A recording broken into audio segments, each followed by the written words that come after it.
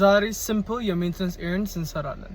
ላይክ ይሄኛውን ብሬክ ላይት ለመስራት እና እነዚህን ጎማ አየር እንጨምርበታለን። upgrading my car part 4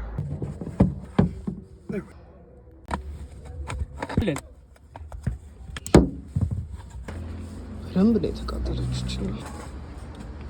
this is the old የድሮ ይሄ አዲሱ ነው።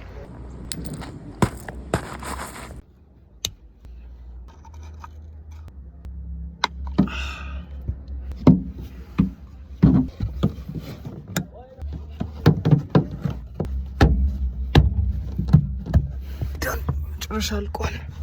ቸክናል ከሰራ yes ይሰራል።